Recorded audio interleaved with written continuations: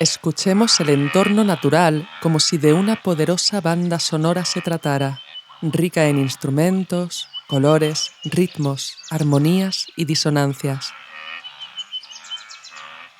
Tenemos a los pájaros que producen gorjeos, chasquidos, silbidos y trinos.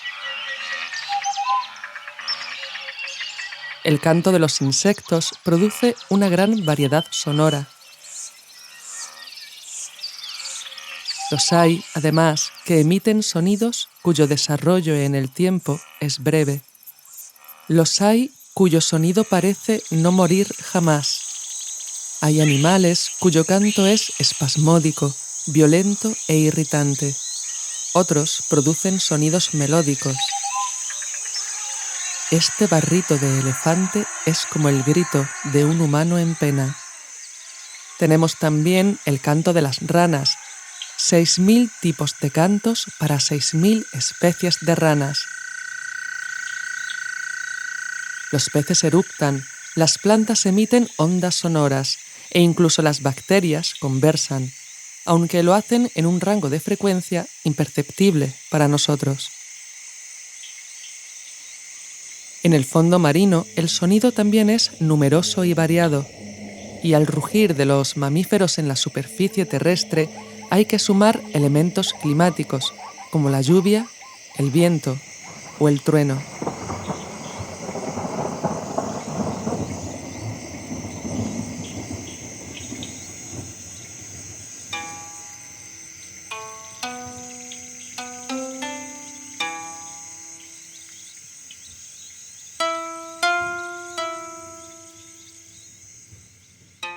La divinidad, antiguamente multiplicada, segmentada, habitaba en las cosas y se comunicaba a través de cada sonido de la naturaleza. Dios era fuente sonora, vibración. No fue hasta el Renacimiento que se le representó en una imagen por vez primera, y es que lo visual comenzaba a imponerse sobre lo sonoro. Pero aún hoy existen sociedades en las que los sonidos del entorno natural tienen una gran importancia. Son sociedades cuyos habitantes son capaces de percibir los más leves cambios acústicos en la naturaleza, ya que, en muchos casos, de ellos depende su supervivencia. Es tanto el valor que una tribu da a su entorno acústico que éste puede verse reflejado en la cultura, en el habla y también en la música que realiza esa comunidad.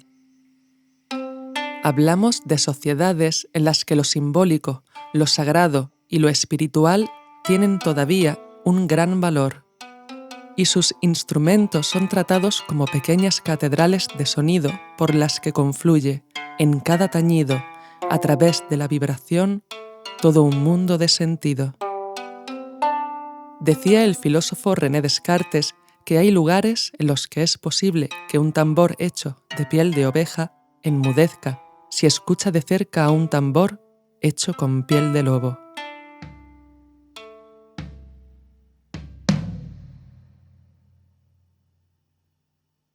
Bienvenidas y bienvenidos a Spectrum, ensayos sobre el sonido y la escucha. Mi nombre es Soledad Ruiz y este es el 5º episodio, La afinación del mundo.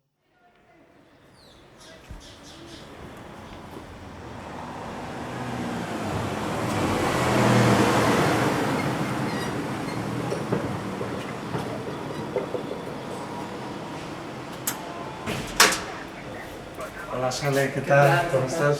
Bien, ¿qué tal? Pues muy bien, es un placer tenerte otra vez. Gracias, igualmente. Hoy he venido a visitar el taller de Alberto Mengs, situado en el madrileño barrio de Tetuán. Alberto es luthier, pero no un luthier al uso, ya que su trabajo está centrado más bien en la reparación y perfeccionamiento de instrumentos considerados exóticos para nosotros. Su taller tiene elementos compartidos con cualquier otro taller de instrumentos musicales, como el olor a madera, aunque aquí el cuero también está muy presente, el desorden controlado, piezas y herramientas por todas partes, y aunque por la composición de los instrumentos puedo intuir a qué familia pertenecen, es decir, a viento, a cuerda, a percusión, Me veo incapaz de adivinar la sonoridad de la gran mayoría de ellos. Alberto me cuenta que la pasión de este oficio le viene de lejos. Con 11 años creó su primera guitarra, a la que bautizó como cerdolina. Este es el primer instrumento. ¿Vale? El primer instrumento es una cerdolina. Se llama cerdolina porque se utilizaba una lata de maro de cerdo, que antes se comía muchísimo, un palo, unas hembrillas y poco más, ¿vale? Este era mi... A los 13 la perfeccionó y llegó a tocar con ella en el mítico Rocola de Madrid. Ya a esa temprana edad, Alberto estaba interesado en coleccionar instrumentos del mundo y siempre que algún conocido salía de España, le pedía que le trajera algo del lugar. Y luego ya empecé a viajar y esa fue mi perdición.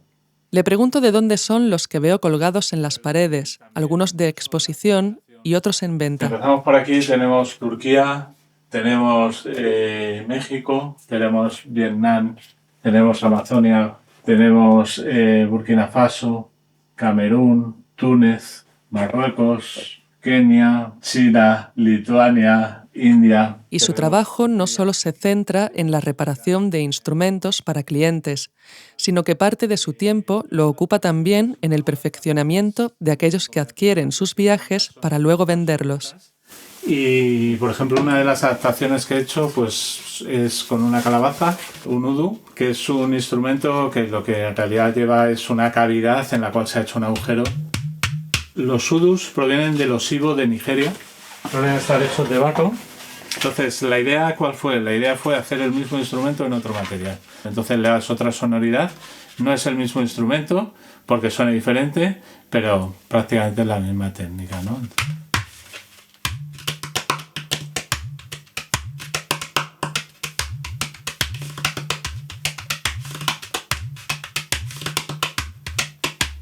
Este, por ejemplo, que tiene cerámica. Vale, ¿qué hemos conseguido con esta adaptación? Pues que sea menos frágil, entre otras cosas, ¿vale? De los instrumentos que me muestra, uno de mis favoritos es el tambor oceánico, hecho con 2 membranas y con rodamientos en el interior. Alberto decidió cambiar el rodamiento original por otro hecho de semillas, más irregular, para un mayor control del sonido. De forma que no cortan. Yo puedo mantener así el tambor y en un momento lo paro. Si no, con las bolas esto es imposible. Y luego que hacen que las bolas ya no van corriendo, sino que van dando saltitos.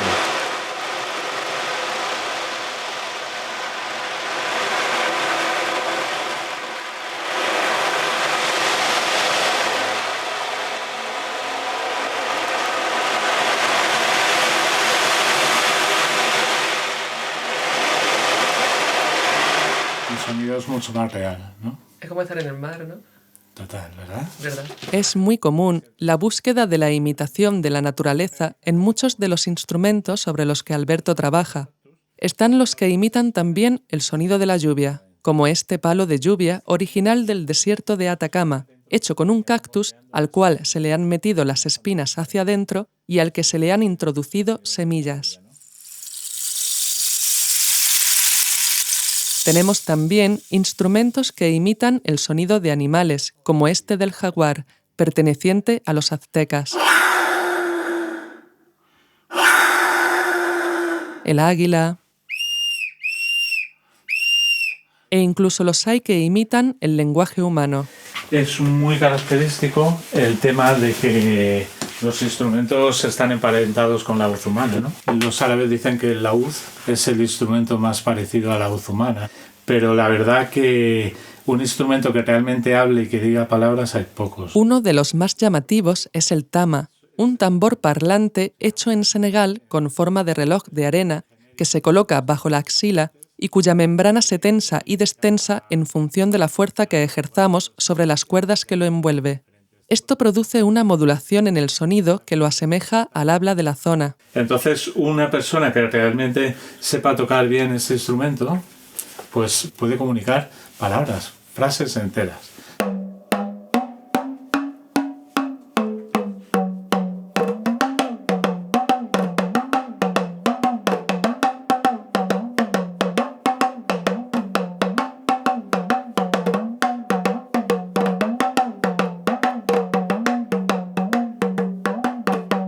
pero lo que más me llamó la atención de su taller fueron los ruidófonos.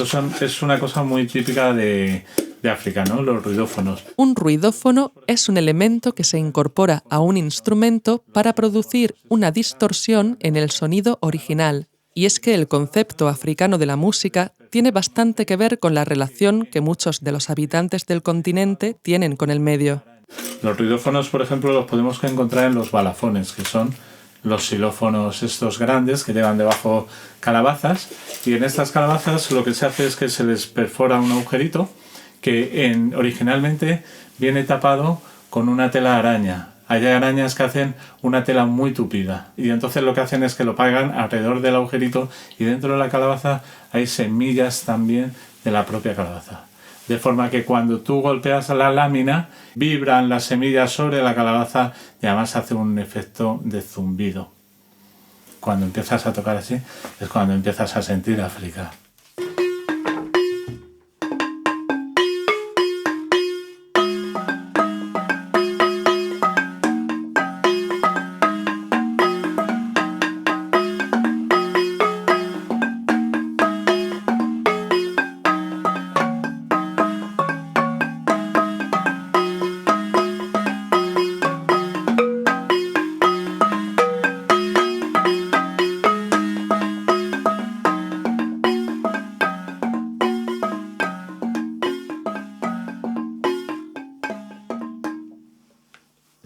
Hay mucha gente que dice, no, es que suenan mal. No entienden cuál es el rollo. ¿Por qué? Porque el africano no tiene el concepto del sonido puro, limpio, del CD, del digital. De eso tiene más la idea del grabófono, ¿no? Del sonido que suena carraspeante y tal, porque realmente la naturaleza no tiene esa pureza tan grande, ¿no? Una de las cosas que me pasó, por ejemplo, y estando en África, estábamos durmiendo en un campamento que es un lecho de cemento donde pones tu sábana a saco y una esterilla y ahí duermes, pero claro, hace tantísimo calor que no duermes. Y ese mismo día, por la mañana, me habían estado dando un taller de percusión, ¿no? Con el djembe. Y me habían enseñado un ritmo que era tuntaca, tuntaca, tunta, pa, pa, pa, pa, pa, tuntaca, tunta, pa, pa, pa, pa, pa, algo así. El caso es que, sofocado del calor que hacía, me levanté de la cama, del lecho, que me fui detrás de la choza que no tenía ni tejado ni nada y me senté a escuchar la naturaleza nocturna. Y cuál fue mi sorpresa que de repente encontré ese ritmo en la naturaleza. O sea, había dos insectos, uno que estaba haciendo...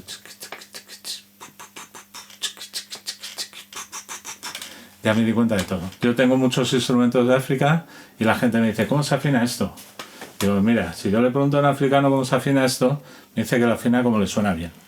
Y entonces, y además es que a cada canción le puede dar una afinación diferente porque requiere una tesitura diferente, ¿no? Es algo muy importante que la afinación es totalmente algo occidental, o sea, no es una cosa universal, ¿no?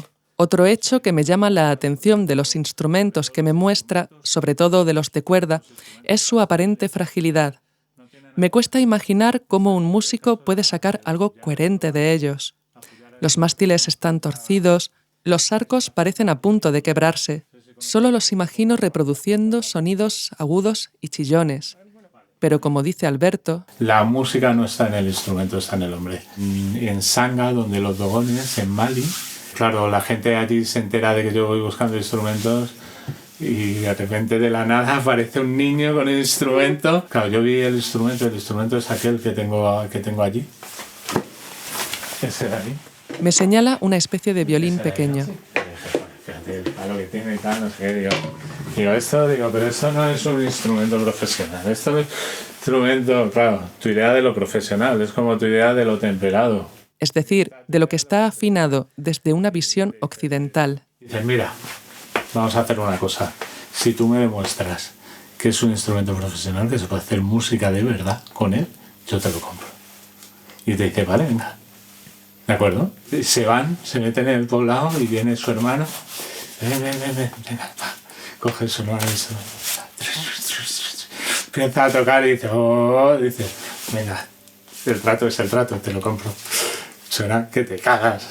Alberto me dice que los senegaleses poseen una musicalidad increíble y que son capaces de hacer música con cualquier cosa. Vale, hay muchas veces que pensamos que el instrumento debe ser algo ciertamente elaborado, hecho con tal fin. En uno de sus viajes, paseando por la selva senegalesa con su mujer, una selva menos espesa y llena de peligros de lo que podamos imaginar, pues de repente empezamos a oír unos tambores, ¿no? Yo siempre que oigo un tambor, una música, allá que voy, a ver qué es lo que está pasando, ¿no? Según iba hacia allá decía, joder, cómo mola, qué percusión están haciendo, qué tipo de instrumento será. Eran unas mujeres que se habían parado antes de llegar a por agua con sus bidones de plástico y estaban percutiendo, ¿vale? La música era excelente, o sea, era excelente. Los instrumentos eran los bidones de plástico, ¿no? Pues ¿lo consideramos instrumento o no? Música había y buena. Como buen analista del sonido y del entorno en el que se produce, Alberto me habla de la repercusión que la escucha tiene en nuestras vidas. Hay un concepto muy interesante que me gusta a mí, que es el mapa sonoro. Por ejemplo, tú puedes tener un mapa sonoro de tu infancia, de tus espacios donde has vivido. El mapa sonoro de tu barrio está formado por un montón de cosas. No solo del sonido del tráfico, también están las voces y sus acentos, las aves, el ajetreo del comercio, las fuentes, las campanas. Todo mapa sonoro posee unos ritmos, unos sonidos y unas cadencias susceptibles de determinar la música de un lugar. Yo estuve en un concierto de John Cage, de música de John Cage en el Círculo de Bellas Artes. Nosotros llegamos ahí a la sala de columna y además habíamos ido pronto para pillar sitio y tal. Se abrieron las puertas, allí había un piano preparado. Se refiere a un tipo de instrumento inventado por Cage que consiste en un piano cuyo sonido se ve alterado por la colocación de objetos en su interior. Había unas cuantas sillas y luego había una mesa con un transistor, un vaso de agua, otra mesa con unas copas, otra mesa con no sé qué, un montón de cosas, con los silbatos, con tal. Él y su amigo se sentaron y se impacientaron al ver que pasaba el tiempo y el concierto no empezaba. O eso creían ellos. Veían a la gente esparcida por la sala. Joder, la gente se podía callar, ¿no? Hasta que se dieron cuenta de que esa gente formaba parte del espectáculo y de que los que no se callaban eran ellos. Y un grupillo andaba, por ejemplo, un poquito... Oye, Nabo. Se iba para el otro lado. El otro con la radio ahí, no sé, de repente dije, tío, ¿qué ha empezado? Me cuenta también lo peculiar que le resultó aquello y se fijó en la notación musical que usaban. Partituras eran, pues, como una línea así, ¿no? No había ni pentagramas ni notas musicales, sino algo más parecido a un dibujo abstracto. Indicaciones cronológicas y líneas trazadas de las que no podía intuir lo más mínimo su interpretación. Y me cuenta que para él lo más interesante del concierto se produjo una vez que hubo acabado. Y el rollo es que cuando salimos a la Gran Vía seguíamos escuchando la sinfonía, seguíamos escuchando música. Seguían escuchando música, porque al final la música no es más que un concepto que lo puedes extrapolar a todo.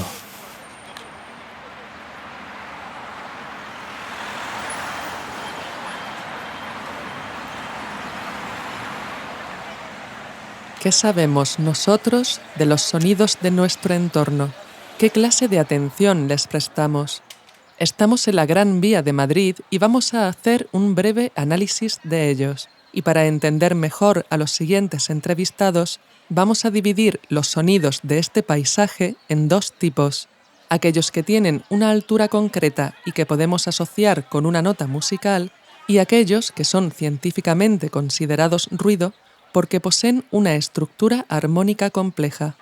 Aunque a todo este conjunto solemos llamarle ruido porque no nos parece estético, en realidad, el que lo sea o no pertenece al plano subjetivo del gusto, y de eso hablaremos más adelante.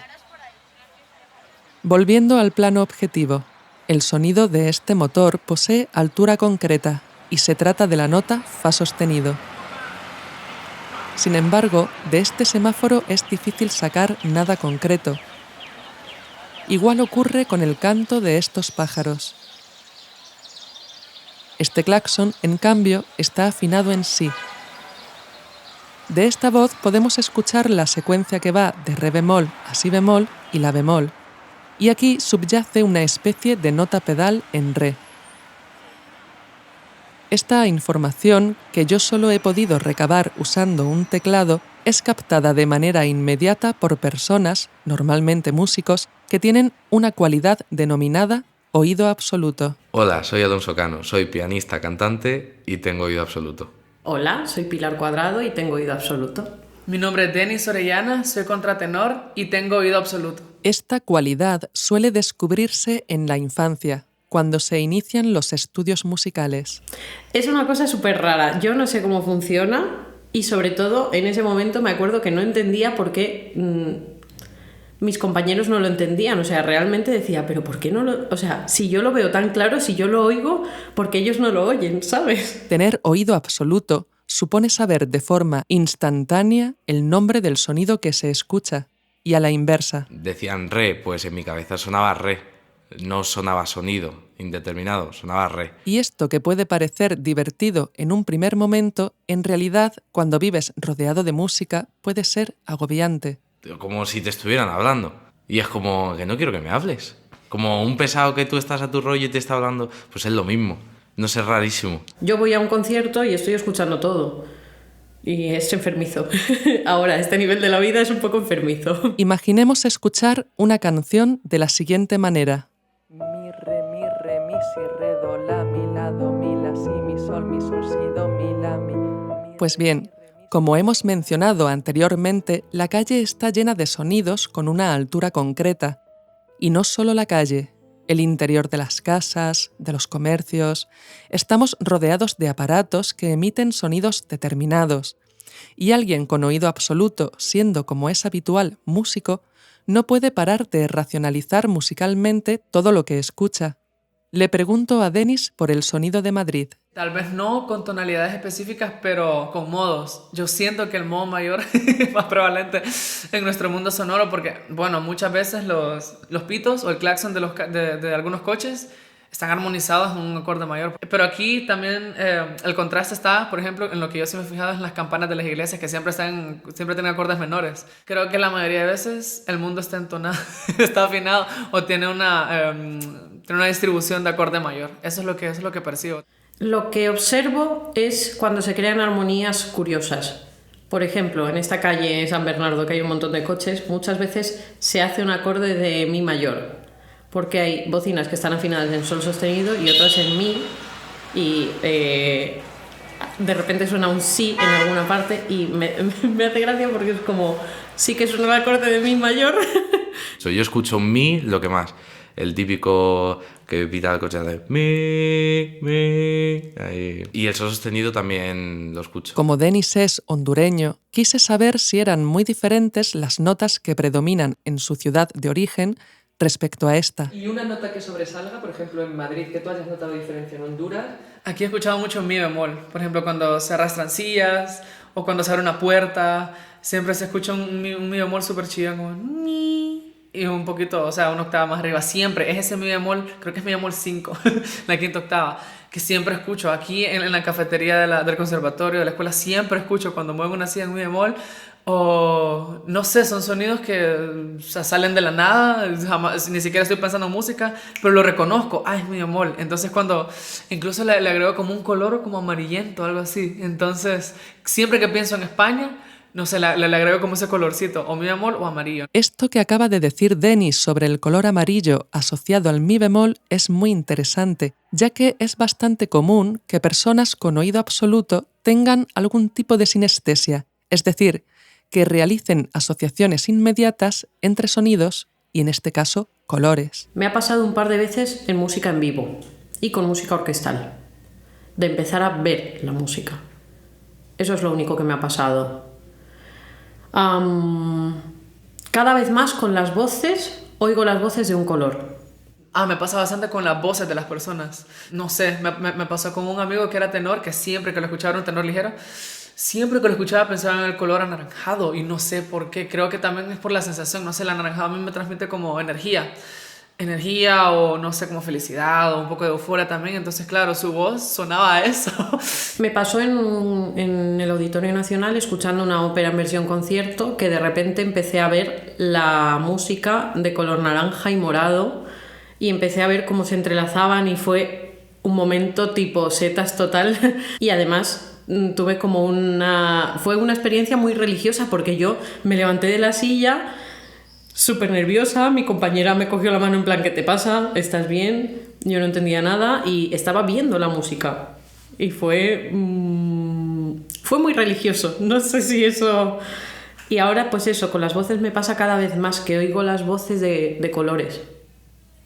¿Habladas o cantadas? Cantadas. Y no lo puedo ver de otra manera, es una cosa un poco rara. Creo que es la sensación de que el color y el sonido van muy de la mano. Me pasa bastante con las tonalidades. Y yo creo, no sé si tiene algún sentido con lo que me producen, o sea, ambos, la tonalidad y el color. Porque, por ejemplo, yo te podría decir que re mayor siempre, desde que tuve conciencia de qué era un re mayor o cómo sonaba un re mayor, siempre lo he pensado en azul. Un azul un poco celeste, siempre. Un re mayor, un fa mayor lo pienso verde, un si bemol siempre rosado. Yo podría establecer una tonalidad para cada pintura, por ejemplo. Es como que cuando veo algo... lo veo tan claro, tipo, esto suena a sol mayor. Y es que suena a sol mayor, es que no hay otra posibilidad, ¿sabes? Es una cosa muy rara. Todo se aprende. Tú ves ese cuadro y automáticamente te transmite cierta melancolía, cierta nostalgia. Pues a mí a lo mejor me transmite un sol menor. Y es así, ¿sabes? No podría decir jamás otra cosa. Siempre, por ejemplo, el mi bemol me ha llamado la atención. Me ha parecido como... Los bemoles siempre... son súper agradables para mí, son como cálidos. El mi bemol, el la bemol y el mi bemol para mí son como dos tonalidades súper cálidas, que me abrazan, súper amables, no sé, los veo como unos tonos pastel ahí, tonos pastel cálidos, pero que a la vez me siento cómodo, no sé, en cambio, yo qué sé, con do sostenido menor lo veo como muchísimo más enfadado y mucho más agresivo también. Los sostenidos los veo mucho más agresivos que los bemoles los veo súper amables, ¿no? Bueno, los escucho. Mi bemol mayor me gusta mucho. Me gusta mucho fa sostenido, la nota. O sea, todos los acordes que tienen el fa sostenido o acordes de séptima en general me gustan un montón. Es como que me encuentro a mí misma en ese tipo de armonías. De hecho, como que me falta algo si no están ahí esos acordes tipo gimnopedides a ti, ese tipo de acorde, sol, si, re, fa sostenido. Es como que estoy en paz. Ese tipo de acorde me hace sentir en paz. Otra que me encanta es fa sostenido mayor. Esta sí la siento un poco más melancólica. Es un poco, no sé, siento que la miro morado. Y es una nostalgia como recurrente, una nostalgia que siempre está, que no necesariamente es una nostalgia triste, pero que es súper agridulce. Entonces ese color así como morado, y más cuando viene así... ¡Ay! Eso me mata. No sé, yo estoy tocando ahora la Appassionata y el tema B, que hace el do, mi, la, do, la, sol, si, sol, la, mi, fa, re, do, mi, do, si. Está en la bemol mayor. Y me resulta tan cálido y tan grande a la vez, pero es por la tonalidad. Yo es que a veces siento, por ejemplo, yo te puedo decir que en mi experiencia siempre he pensado que el la bemol mayor es mi tonalidad favorita, es que solo escucharla es preciosa. Y pues yo creo que no es casualidad que muchas piezas escritas sobre el amor, o sea, me he encontrado con bastantes teóricos de eso, de la armonía, que la llaman la tonalidad del amor. Muchas piezas están escritas en esta tonalidad, piezas de Schumann, piezas de Schubert, siempre es la bemol. Y entonces, no sé, tiene algo que me toca la fibra del corazón porque es que es tan bonita, es como un amor correspondido.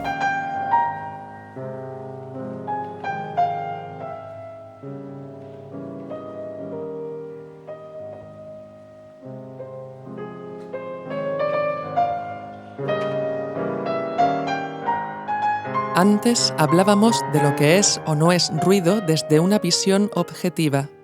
Pero, ¿en qué consiste la visión subjetiva?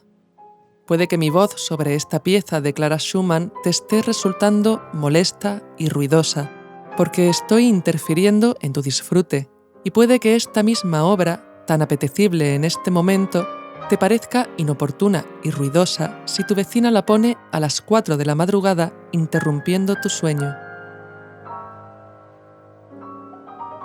Ruido no es otra cosa que aquello que no queremos escuchar, pero también se trata de aquellos sonidos que fuimos adiestrados a ignorar por carecer, supuestamente, de valor estético.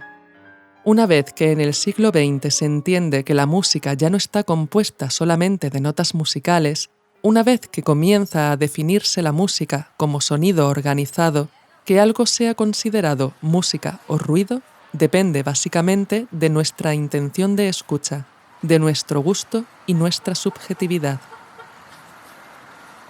El compositor y paisajista sonoro Murray Schafer veía nuestro entorno acústico como una maravillosa orquesta de la que nosotros éramos los directores. Pero la importancia que Schafer daba a los sonidos iba más allá de lo estético. Abarcaba también lo social y lo ecológico. Para él, en un paisaje sonoro existían 3 tipos de sonidos: los sonidos tónicos, las señales sonoras y las marcas sonoras. Un sonido tónico es aquel que prevalece constante en nuestra escucha, sin que le prestemos mucha atención. Es el fondo acústico del paisaje, el que se encuentra en un segundo plano. Un ejemplo de esto puede ser el sonido del tráfico de una gran ciudad, o el sonido del mar en un pueblo costero. Las señales sonoras, en cambio, son aquellas que llaman nuestra atención sobre el sonido tónico, sobresaliendo en un primer plano. Un ejemplo puede ser la armónica de un afilador ambulante sobre el sonido del mar, o el de este timbre de bicicleta sobre el del tráfico.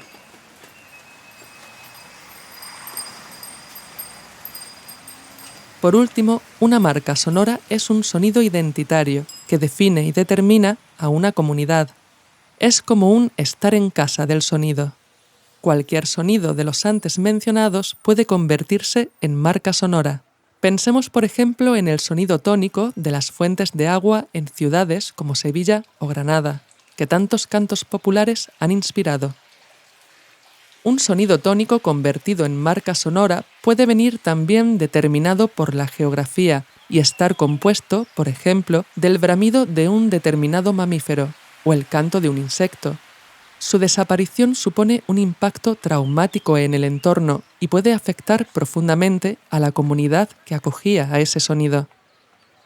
En cuanto a una señal sonora convertida en marca, podemos pensar en el timbre del antiguo tranvía que cruza Lisboa, o en la importancia que el sonido del Big Ben tiene sobre la ciudad de Londres. La reverberación de las campanas siempre tuvo un fuerte contenido simbólico, porque organizaba comunidades enteras, congregando a la población en torno al culto.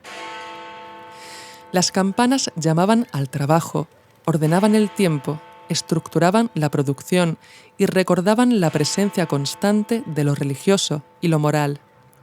Se han usado incluso para calmar las tormentas del mar o para espantar malos espíritus del lecho de un moribundo. Durante un estallido de peste en 1625, un médico prescribió: «Haced sonar las campanas con frecuencia en ciudades y aldeas, cumplid con la gran ordenanza, y de esa manera se purificará el aire». En su análisis del paisaje sonoro, Schafer se veía preocupado por 2 hechos. Uno era la sobrepoblación de sonidos mecánicos e industriales que producían una homogeneización de la marca sonora en los diversos paisajes. Otro, la desaparición de sonidos de nuestra vida cotidiana sin que un solo historiador o músico haya prestado el más mínimo interés sobre ellos. Schafer habla de aquellos sonidos ligados a nuestra infancia o que han ocupado una parte importante de nuestra vida y que se encuentran en vías de extinción. Él mismo menciona en la década de los 70, cuando publicó estos estudios, los siguientes: el sonido de las viejas cajas registradoras, la colada hecha en una tabla de lavar, el batir de la mantequilla, cuyo sonido cambia a medida que cambia la textura, el sonido al afilar las navajas de afeitar, las lámparas de queroseno, el sonido de las alforjas de cuero, los molinillos manuales de café, los cántaros de la leche en el remolque de un vehículo, la callada explosión de las viejas cámaras fotográficas, las bombas de agua manuales. Y añadía, quizás todos los recuerdos sonoros se conviertan en poesía. Es cierto que hoy día podemos encontrar en la web páginas que recogen, precisamente, sonidos de tecnología ya obsoleta. Muchos de nosotros podemos sentir nostalgia ante esta música. Con este sonido de cámara analógica. Pero aunque es fácil encontrar registros sonoros de electrodomésticos y otros objetos cotidianos de nuestro pasado reciente, no lo es tanto conseguir registros de otros sonidos devenidos marcas sonoras en su tiempo y hoy desaparecidos. Por eso decía Schaeffer que para todos ellos habría que visitar la poesía, ocupada en recoger los sonidos caídos, o la literatura escrita antes del siglo XX, o la pintura de los Bruegel, del Bosco, de Rembrandt, de Grünewald. Pero de todos los tipos de experiencias que podemos tener con el sonido que nos rodea, me llama en especial la atención la de aquellas personas que nacieron sordas y que, gracias a un implante coclear, oyeron por primera vez en la vida adulta.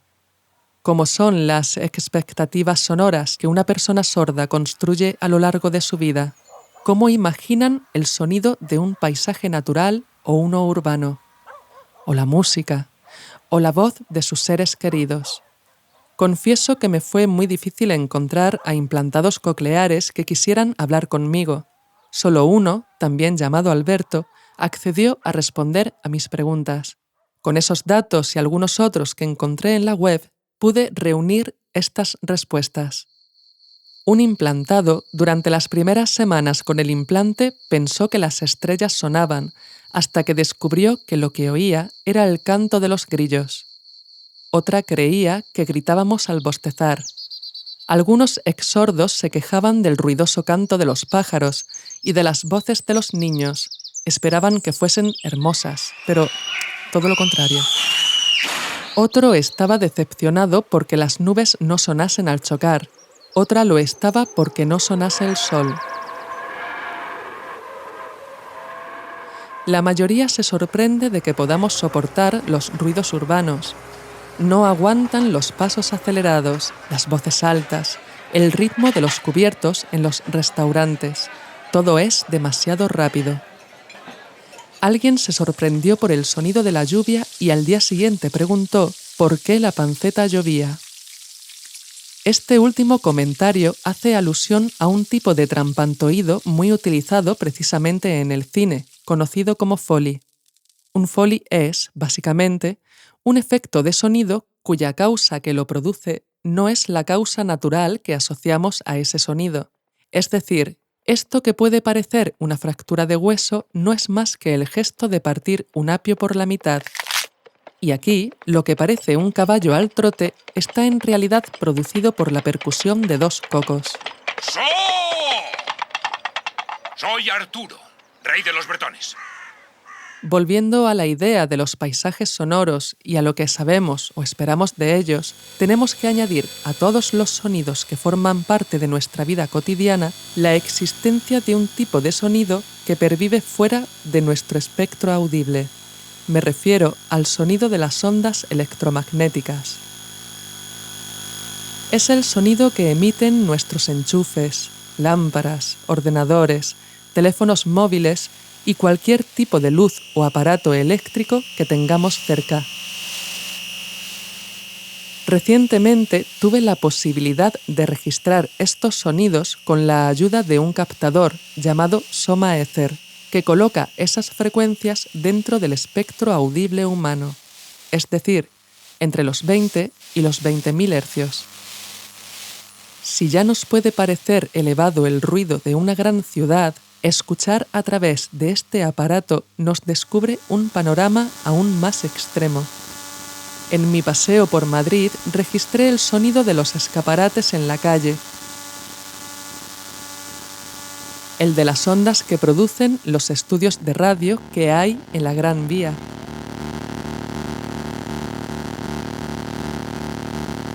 El de los vagones de metro en movimiento.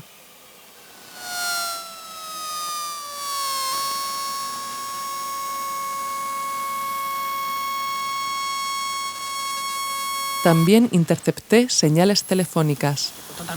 Me pregunto si, a pesar de que no podamos oír de manera natural estas frecuencias, son estas capaces de incidir de alguna manera sobre el comportamiento humano y si existen personas sensibles a su espectro.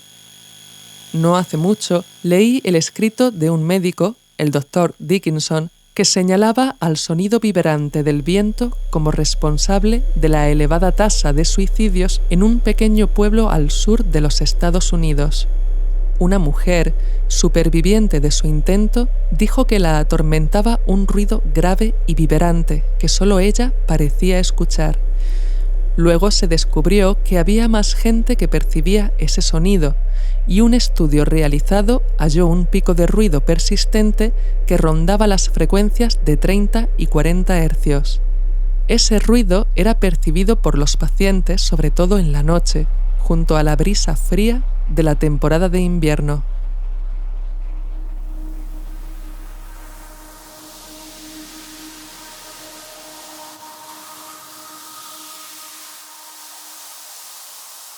Antiguamente se pensaba que en el mundo existía un sonido imperceptible que lo impregnaba todo, un sonido que procedía de la rotación de los planetas en el universo.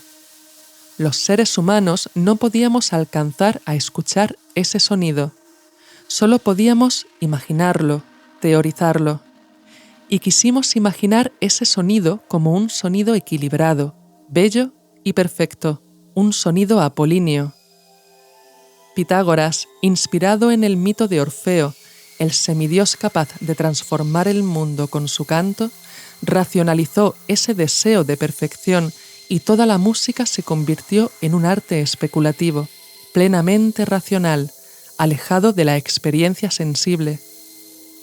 Esta visión intelectualizada de la música nada tenía que ver con esa otra que se produjo en el siglo XX, ya que en la música pitagórica no cabía la imperfección, no cabía la disonancia.